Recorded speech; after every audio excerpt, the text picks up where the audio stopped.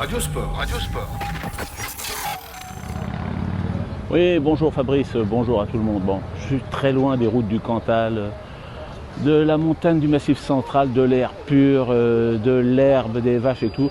Moi, je suis dans la capitale, vous l'avez reconnu derrière moi. Il y a l'hôtel de ville où actuellement se prépare la grande esplanade qui servira de fan zone. C'est la plus grande de Paris parce que pendant les Jeux, tous les quartiers, tous les arrondissements, ont une fan zone gratuite, ouverte avec des activités et bien sûr, la principale, c'est ici, à l'hôtel de ville. Donc, c'est encore un chantier. Les touristes passent, les travaux continuent. Les gens qui vivent et travaillent à Paris passent à droite et à gauche. Il y a beaucoup d'agitation, mais tout sera prêt pour l'inauguration. Vous verrez aussi que sur la scène, on a commencé à monter les tribunes, les gradins qui vont accompagner les spectateurs pour la grande parade, pour la grande cérémonie d'ouverture le vendredi 26 en soirée. Je vous dis qu'ici, il y a une grande zone pour les accueillir et faire pratiquer le sport, accueillir les supporters, les amateurs de sport ou même les curieux pendant les Jeux sur cette place de l'hôtel de ville.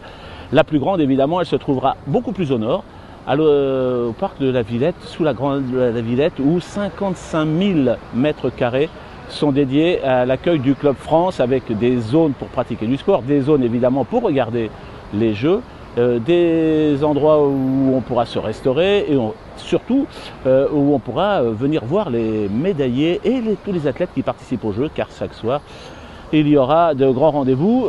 Si je descendais la Seine vers l'ouest, c'est-à-dire vers Laval, j'arriverai quelques ponts plus tard au Trocadéro où il y aura le Parc des Champions, Champions Park pour le CIO, Parc des Champions parce qu'on est en France et la langue officielle des JO c'est le français, où là aussi les champions olympiques seront célébrés au pied du Trocadéro par les supporters, le public, etc.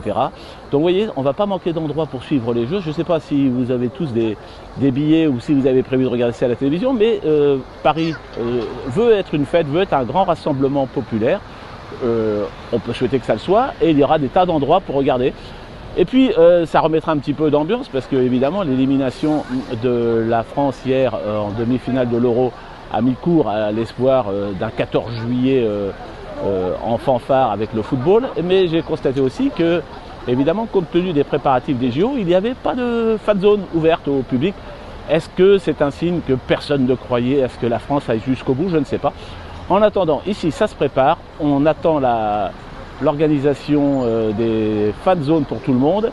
Je vous dis dans une ambiance curieuse parce que évidemment maintenant il y a beaucoup de touristes à Paris qui regardent, qui posent beaucoup de questions. J'ai vu aussi des confrères étrangers qui filment. Tout le monde est curieux, on se rapproche, il n'y a plus beaucoup de jours. Bonne route, là vous allez être tranquille pour aller au Lioran. Il y aura beaucoup moins de monde, même si ça grimpe. Allez, bon après-midi. Radio Sport, Radio Sport.